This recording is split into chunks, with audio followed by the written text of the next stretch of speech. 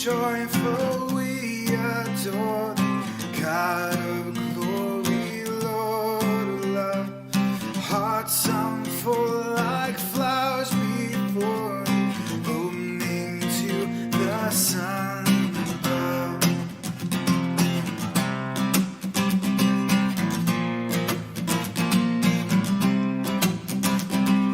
Thou art giving and forgiving, ever blessing, ever blessed, wellspring of the joy of living, ocean depth of happy rest.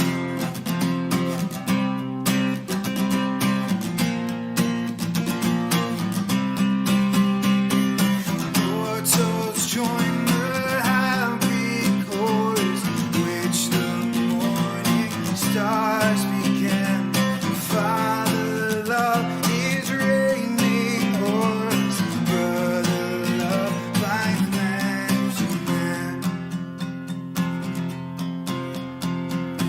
Ever singing, march we onward, victors in the midst of strife. Joyful music leads us onward in the triumph songs of life.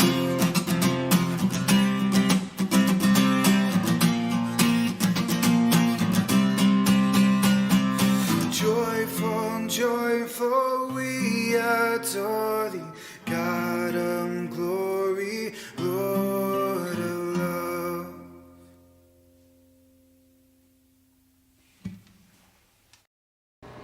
Isang mapagpalang araw po sa inyong lahat. Welcome po muli sa gawain ito na Prayer Covenant ng St. Paul UMC Tondo.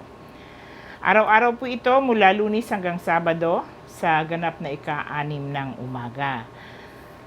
So, bago po tayo magpatuloy, samahan niyo po muna ako sa maikling panalangin.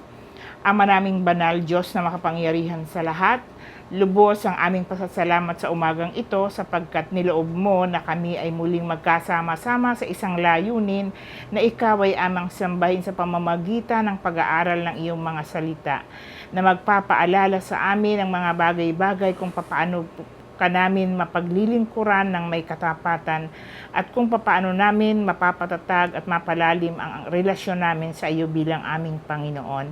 Patuloy niyo po kaming samahan sa gawaing ito at hinihiling ko po na ipaunawa mo sa bawat isang makikinig ang iyong mga salita at yung tunay na mensahe na nais mo pong iparating sa buhay ng bawat isa sa amin. Ito po ang aking samot dalangin sa pangalan ni Jesus. Amen.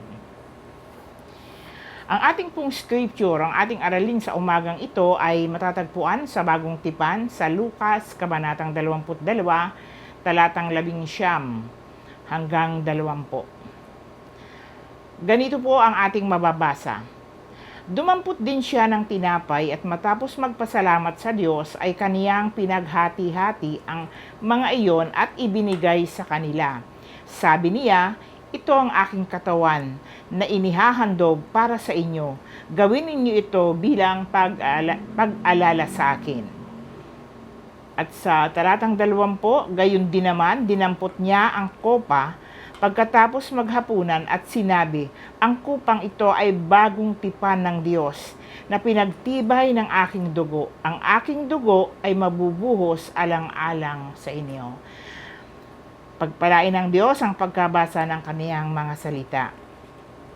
Dito po sa aklat ni Lucas, Kabanatang 22, mababasa po natin kung ano ang kaganapan noong gabi bago siya namatay. Ito po yung huling hapunan or Last Supper ni Jesus kasama ang kaniyang mga alagad na kanyang sinabi na siya ay nagagalak na makasalo sila sa hapunang iyon bago siya maghirap. Habang sila ay nasa hapag, Dinampot niya ang tinapay at matapos magpasalamat sa Diyos, kanya itong pinaghati-hati at ibinigay sa kanila. Sabi niya, ito ang aking katawan na inihandog para sa inyo. Gawin ninyo ito bilang pag-alaala sa akin. At gayon din naman, dinampot niya ang kopa pagkatapos maghapunan at sinabi, ang kupang ito ay ang bagong tipan ng Diyos na pinagtibay ng aking dugo. Ang aking dugo ay mabubuhos alang-alang sa inyo. Ito po ang dahilan kung bakit mayroon tayong communion o banal na hapunan na ginagawa po natin ito every first Sunday of the month. Bakit kailangan gawin ang banal na hapunan or Last Supper o communion? No, ito po ay mandatory.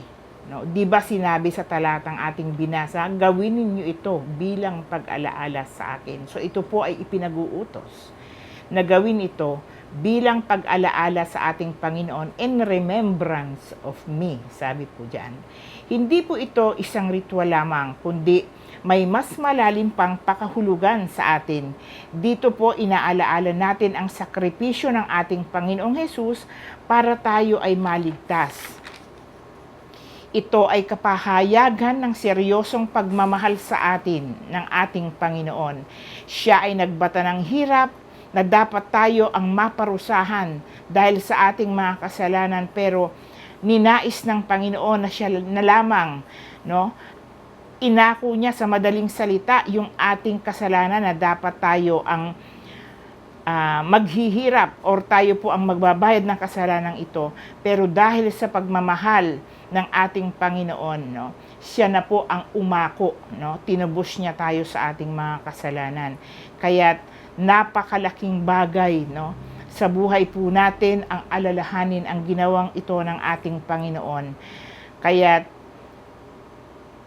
alam po natin na seryoso, no, yung pagmamahal ng Diyos, no, sa buhay ng bawat isa sa atin. Hindi po niya tiningnan ang ating mga karumihan at sana po kung sincere ang pagmamahal ng Diyos sa bawat isa sa atin, tayo po ba ay sincere din sa pagmamahal sa ating Panginoon? Siyasatin po natin ang ating mga sarili. Gaano natin pinahahalagahan ang ginawang ito ng Diyos sa buhay ng bawat isa sa atin. So dapat po nating malaman na ang paglapit po natin sa dulang o sa banal na hapunan, no, ay dapat alam po natin kung bakit, no, at ano po ba ang dapat natin gawin bago or isipin bago natin gawin ang pagtanggap ng communion. Ang sabi po sa aking nabasa, kailangan lumapit po tayo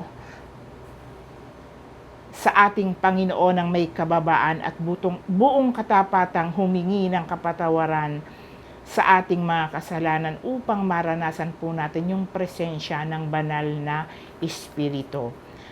Renew your commitments to God, no? Dito po, pasalamatan natin ang Diyos. Aminin natin na tayo bilang tao, no, meron po tayo kanyang-kanyang kahinaan. Lagi tayong tumatalikod sa Kanya, paulit-ulit tayo nagkakasala. Kaya hilingin natin sa Diyos na tulungan tayo na makita ang ating kamalian at humingi ng kapatawaran. Malaki po ang epekto sa atin ang ginagawa nating pagdulog sa dulang ng ating Panginoon.